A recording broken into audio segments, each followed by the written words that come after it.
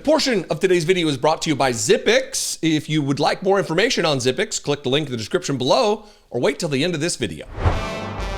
You know, business-wise, financially, the markets, you know we're in a bad spot beyond the fact that this is what at the end of every day the Dow Jones looks like. Beyond that, when Fox Business and Maria Bartiromo, who at one point was a respected analyst in this arena, when they start to panic, she had Scott Bessent on, the Treasury Secretary, this morning, just a few minutes ago, and she's asking the question, why are we doing this? In panicked tones. When they are panicking about the markets, about the deleterious effects of Donald Trump's policies on the country, on the economy, on our retirement accounts, you know there's a problem. Because they're not out here advocating for people who don't have enough. The least of these, as it's talked about in the Bible. She's not talking about that. She's talking about CEOs and business and where their profits are going to be and recession for the country. And Scott Bessent, let me tell you, talk about a guy who's not ready for prime time. Talk about a guy he's not ready for this moment or this job whatsoever. He's a slow thinking, slow talking dullard type.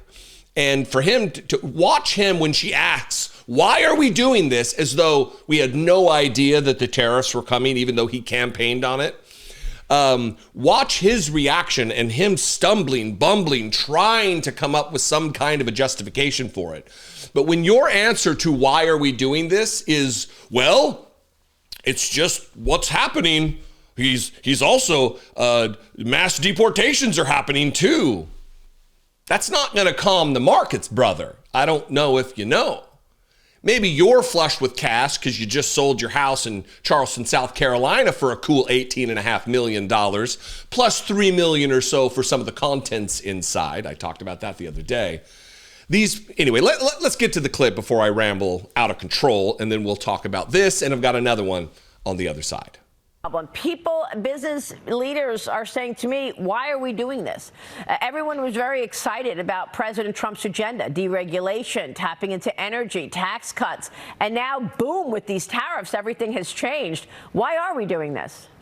Well, Maria, I think it's, as you said in the last segment, it's all of the above. You know, President Trump was elected with a mandate. He's closed the border, so check on that.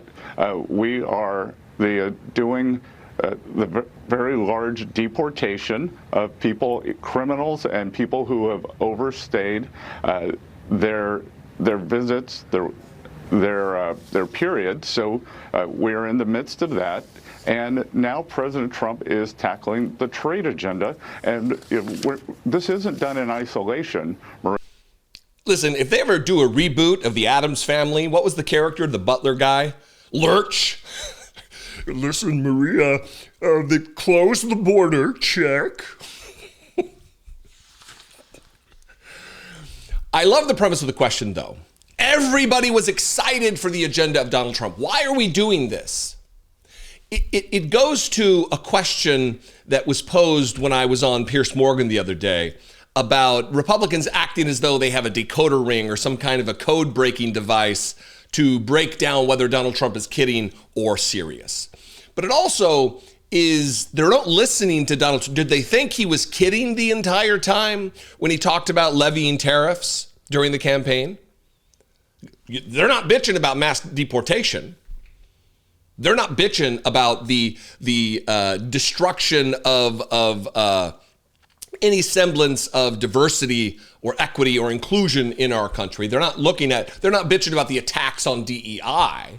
They're not bitching about the removal of the contributions of Black Americans in this society. They're not bitching about the literal deletion of pictures of Harriet Tubman and other Black contributors to our history. They're not bitching about that, but they are bitching about the tariffs.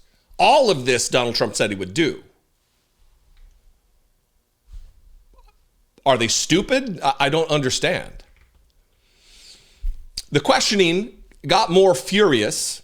Here, she's explaining to the Treasury Secretary about CEOs who are telling her, we're all ready. in a recession. This is not something on the horizon. We're here now. And his answer leaves a lot to be desired. And increasingly, people are expecting that we are headed for a recession. I spoke with one CEO over the weekend. He said we are already in a recession. So how do you deal with that as you are trying to implement all of these new policies like deregulation when you've got the market expecting a sharp slowdown in economic activity, sir? Well, Maria, I think what the CEO may have alluded to, and I've said it in the past, that the manufacturing sector under the previous administration was in a recession. So what we are doing is what I call reprivatizing the economy. 80% of the job creation was either government jobs or government adjacent, which is education and healthcare. And this massive amount of government borrowing. So we are also getting the deficit under control, right-sizing the federal workforce, and then on the other side, they're going to re-lever the private sector through smart, safe, and sound bank deregulation. And then, as this CEO said, they can come out of recession because I expect that long-term interest rates should come down as we get the budget under control, inflation under control, energy prices come down, and then the private sector will have room to grow. Yeah. Well, look, let's hope that this huge population of people that President Trump delivered in that election, which includes Republicans, Democrats, and independents, will wait this out and get to the other side. And not continue this loss of value. But, Secretary, we appreciate your leadership. Thanks very much for being here this morning. Good to see you, Maria. Not a denial. It's not a denial that we are already in a recession. It was a whole bunch of claptrap and a bunch of nonsense and a bunch of excuses and a bunch of numbers from Lurch. But it wasn't a denial. Remember, Donald Trump promised. It was a campaign promise, a vow. I know it means nothing for Donald Trump because he's a decrepit liar, but he promised he was going to fix the prices on day one. Inflation was going to be gone on day one. Gas prices were going to be done, back to normal on day one. Egg prices vanquished day one. And instead, we got this, and prices are going through the roof. Markets are down. You have less money to spend on prices that are higher.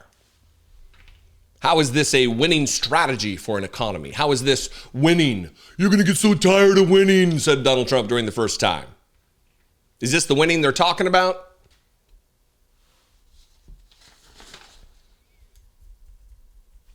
They did this. Maria Bartiromo had a large part in getting Donald Trump elected, whitewashing his nonsense, explaining away the absolutely damaging impacts of what everyone said would happen.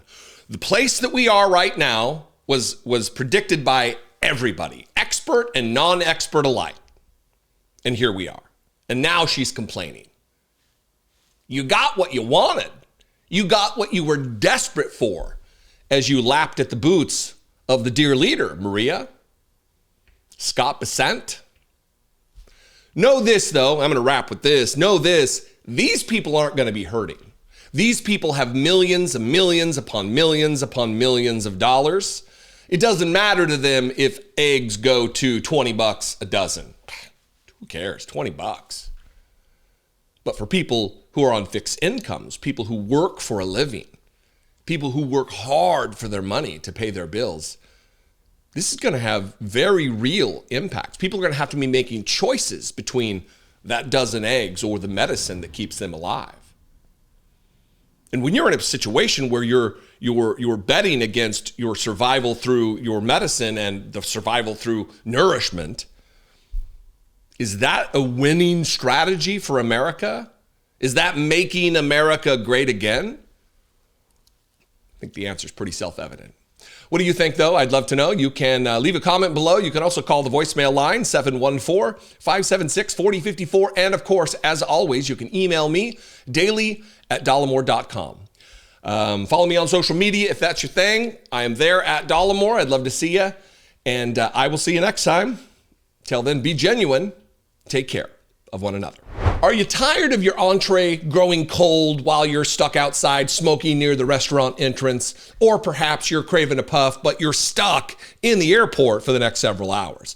And that's if you don't get delayed. Or possibly you've just had enough of your clothes smelling like smoke. Don't get up, get your nicotine fix right there, or anywhere for that matter, with Zippix nicotine toothpicks. Socially acceptable yet discreet, Zippix toothpicks not only serve as an excellent nicotine delivery service, they also satisfy the oral fixation associated with smoking and vaping. You don't have to hit the bricks to get your fix. Instead, try Zippix. Head to zippixtoothpicks.com today and score 10% off by using code Dollemore at checkout. Available in 6 delicious flavors with 2 and 3 milligram options, Zippix are perfect for long flights, restaurants, and all those other places where you're no longer allowed to smoke or vape. Zippix are also one of the most cost-effective nicotine products on the market, and they're proudly made right here in the United States. Why not give your lungs a break? Hundreds of thousands of customers count on Zippix for their nicotine fix without needing to inhale toxic smoke or vape oils. Or maybe you're just looking for a boost. Zippix also offers caffeine and B12 infused toothpicks too. Stop interrupting your life with cigarettes and vapes. Go to zippixtoothpicks.com today and score 10% off by using code Dollemore at checkout. You must be 21 years or older to order and be warned that nicotine is an addictive chemical. Nix that fix with Zippix nicotine toothpicks.